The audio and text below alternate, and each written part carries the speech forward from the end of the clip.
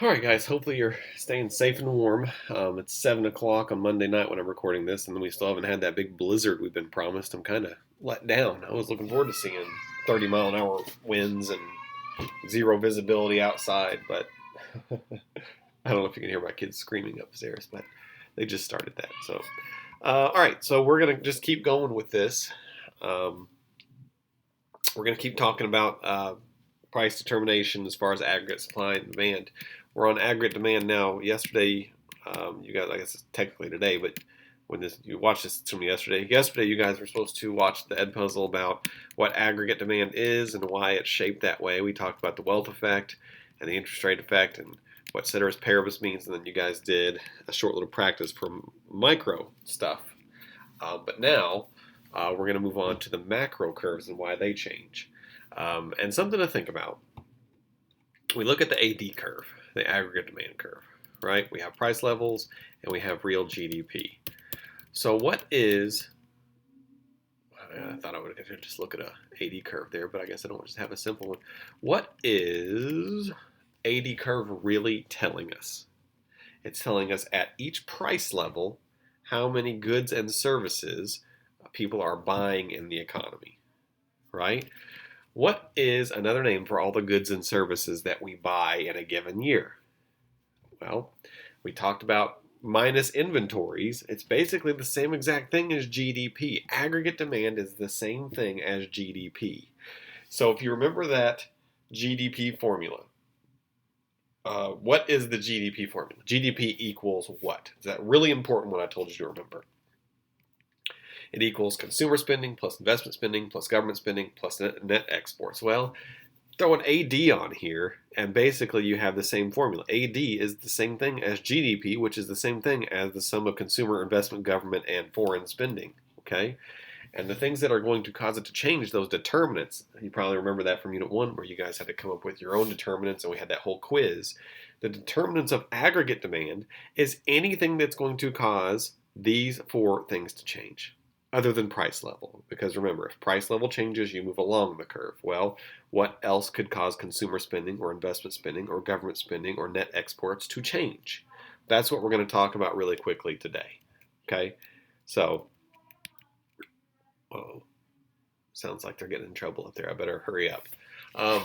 So what could cause consumer spending to change? Well, one thing is expectations. And this was kind of what we talked about with micro. We said expectations. If you think prices are going to go up or down. Well, this is kind of like, do you think the economy is going to be doing very well? If you hear we're going to enter a recession, people will typically spend less money. They'll save more money. Okay?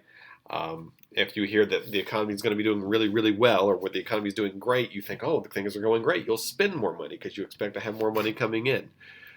Taxes. If you remember that circular flow chart, which I don't expect you to have it memorized, but we had households were they were saving their money, spending their money at product markets, and they were giving money to the government in the form of taxes. So what happens to consumer spending if the taxes get raised? What's going to happen to consumer spending?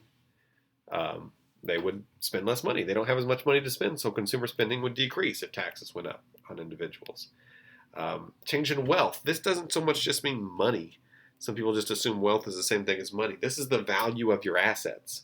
Imagine you have stocks, and those stocks are suddenly doing really, really well. Well, now you kind of have more money. You're worth more, so you're going to spend more. Okay? If there's a stock crash, well, you're not going to go out and spend a whole bunch of money, so your wealth just decreased. And interest rates are going to change. Again, we're going to have a whole unit talking about interest rates for the most part. But if interest rates go up or down, that's going to affect how much consumers spend as well. Investment spending, that I portion of it, what could change that?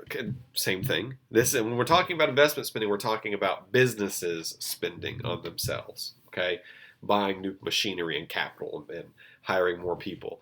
And if businesses think the economy is going to do great, then they're going to spend more money. They're going to hire more people, and they're going to invest in more equipment. If they think the economy is going to go in the toilet, if the government passes this really controversial law that they think, man, this is going to wreck the economy, then they're not going to spend as much. So that could affect it. Inventories. If there are increased inventories, they're not going to spend a whole bunch of money and make more stuff, right? If I'm making my shelves and I've got 20 shelves back in inventory that haven't sold, why would I make more shelves, right? And interest rates. Interest rates have to do with investment spending in the form of taking out loans. Like businesses are the ones who take out loans. So if interest rates go up, is that going to cause people to take out more? Or, excuse me, is that going to cause businesses to take out more or fewer loans? Well, if interest rates go up, you don't want to pay back a whole bunch of interest. So there's going to be fewer loans, meaning less spending. Okay? Government spending. Now, government spending really boils down to these two different policies, which again, we're going to have a whole unit on government policies. There is fiscal policy, which is straight up government spending. The government can decide to spend more money to try to stimulate the economy, or monetary policy. This has to do with the money supply. The government can increase the money supply or decrease the money supply. And we're going to have a whole other graph for the money market, and we're going to have a whole other way that fiscal policy affects that. So that's kind of more for later. We'll talk about that later on. And then lastly, net exports. The very last unit is going to be exchange rates, and there's going to be a foreign currency, a foreign exchange rate graph we're going to talk about. But basically, when people want to buy American goods, they have to use American dollars. So they have to buy American dollars with their currency.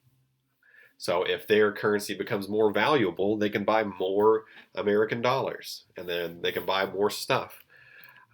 Also, trade policy is just the fact that we might buy more or less from another country. Like that's how when a country doesn't do what we want them to do, a lot of the times we just say, all right, we're not going to trade with you anymore. So here's another practice set, but this is for aggregate demand. Okay, so keep in mind, what happens to aggregate demand if people believe there is a recession looming, meaning the economy is not going to do well? What would happen to this chart?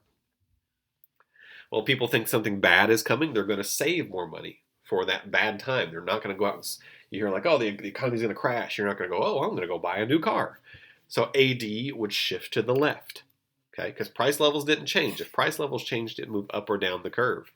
But price levels stayed the same. You're going to spend less, so it would shift to the left.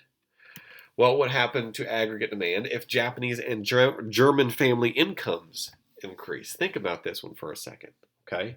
It's pretty simple if you just think about it. Japanese and German people have more money. We're talking about American GDP still. What's going to happen? Well, if they have more money, they're going to buy more of our stuff. So AD would shift to the right.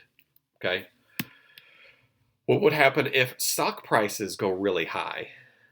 Well, this was that wealth piece there. If stock prices go up, you have more money. You are worth more money, so you're going to buy more stuff. The AD would shift to the right. What would happen, this one might be a little tougher, I might have gone through this one pretty quick, but we kind of went over it yesterday too. What would happen to aggregate demand if the Federal Reserve decides to reduce the money supply? Reduce it, so make it smaller. This has to do with those loans. You remember we talked about interest rates, that if there's less money, interest rates will be higher, and if there's more money, interest rates will be lower. Well, this is saying there's going to be less interest rates, right? So the interest rates there's going to be less money, so the banks are going to charge higher interest rates. So those companies, those businesses aren't going to take out loans. So higher interest rates means investment spending will decrease, AD will shift to the left, okay?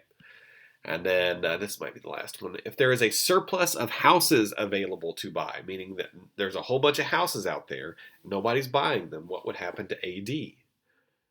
Well, if there's a whole bunch of houses out there, that's kind of like inventories. Are they going to go out and build more houses? Not really.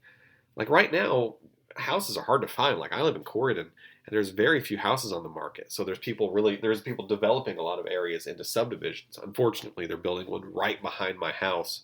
They used to be a bunch of woods. Somebody bought it and they're cutting it down and they're getting ready to build a subdivision. I'm going to have like 4 houses in my backyard. I'm pretty upset about it. But if there's a surplus, nobody wants to buy houses. Are they going to build more houses? No. It's going to shift to the left. Investment spending would shift to the left. Okay. So the next part is something called the multiplier. I think we're just going to stop there for today. Just keep it short and simple for today. Tomorrow I might have some practice problems for you, but I think we're going to call it quits for today. That was probably only 8 minutes or so, but that's fine. All right, I'll have something for you guys on Wednesday. See ya. Stay safe and warm.